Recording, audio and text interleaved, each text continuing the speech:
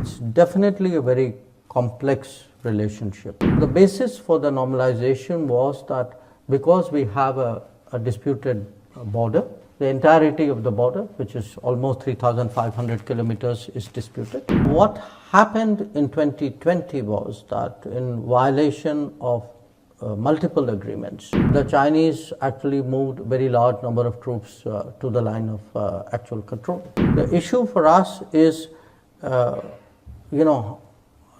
why they have disturbed that peace and tranquility, why they moved those troops. I would say roughly, you can say about 75% of the disengagement problems are sorted out. Trade has got affected and the exchanges have got affected.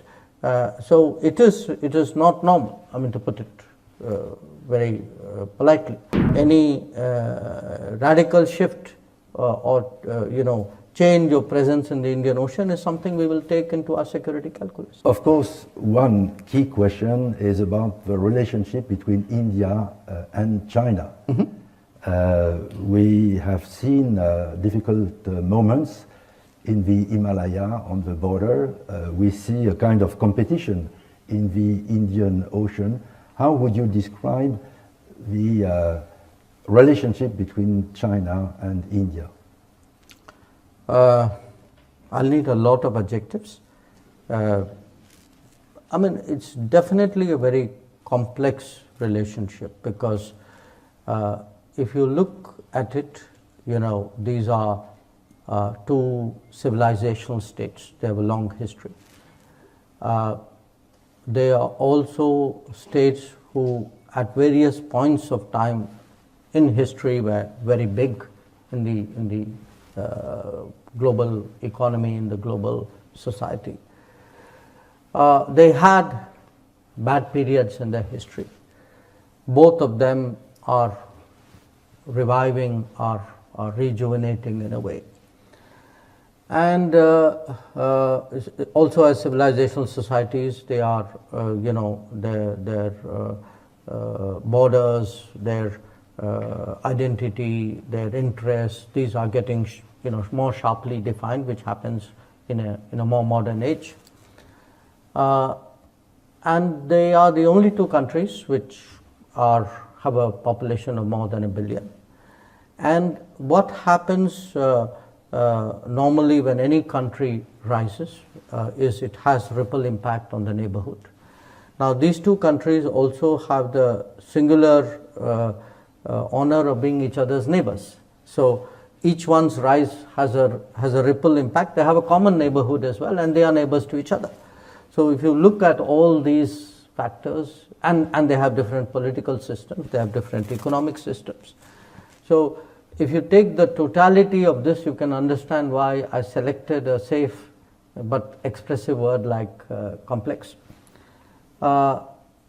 We had, we've not had an easy relationship in the past. It began reasonably well in the late 40s.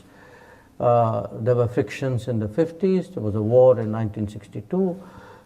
Then there was a period really from the late 50s till for about 15 years we didn't have an ambassador. We sent back an ambassador in 76. But it was only in the late 80s that really the relationship, you can say, normalized. Now the basis for the normalization was that because we have a disputed border, the entirety of the border, which is almost 3,500 kilometers, is disputed and is being negotiated. So the basis obviously for a good relationship, or I would say even a normal relationship, was that there would be peace and tranquility in the border. So after things began to take a better turn in 88, we had a series of agreements which stabilized the border. Then trade began, more contacts, politicians, generals, tourists, all what normally neighbors do. Now what happened in 2020 was that in violation of multiple agreements, for some reason which is still not entirely clear to us, we can speculate on it, the Chinese actually moved a very large number of troops to the line of actual control. at the border. And naturally, in response, we moved our troops up. It was very difficult for us because we were in the middle of a COVID lockdown at that time. They had come out of COVID, that first round of COVID. Now, we could see straight away that this was a very dangerous development because the presence of large number of troops in those extreme heights and extreme cold in near proximity could lead to a mishap. And that's exactly what happened in June of 2020. So the issue for us is, why they have disturbed that peace and tranquility, why they moved those troops, and how do you now deal with this very close-up situation?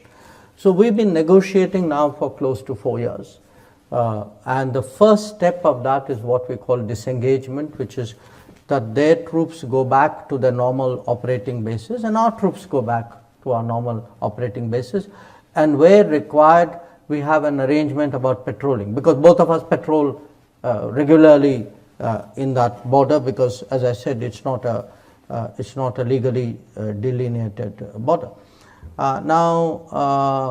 Those negotiations are going on. We made some progress. I would say roughly, you can say about 75% of the disengagement problems are sorted out. We still have some things to do. But there's a bigger issue that, if both of us have brought forces close up, and in that sense, there's the level of militarization of the border has increased. How does one deal with it? I think we have to deal with it. But in the meanwhile, after the clash, it has affected actually the entirety of the relationship, because you can't have, violence on the border and then say the rest of the relationship is insulated from it. So trade has got affected, and the exchanges have got affected. So it is not normal, to put it very politely. We hope that if there is a solution to the disengagement and there is a return to peace and tranquility, then we can look at other possibilities. So that is the immediate issue. But I think there are larger issues in respect of India-China. We have long struggled with the trade issue. I've been ambassador in China, so I can tell you from my time there that we are talking, 15 years ago, that we feel that the economic relationship with China has been very unfair. It has been very imbalanced. That we don't have the market access there. They have much better market access in India. We have concerns today. Again, this is autonomous of the border situation in various areas, technology, in telecom, in digital, and those are issues. And now, as you've said, we also do monitor very carefully what happens in the Indian Ocean. So for us, any radical shift or change of presence in the Indian Ocean is something we will take into our security calculus.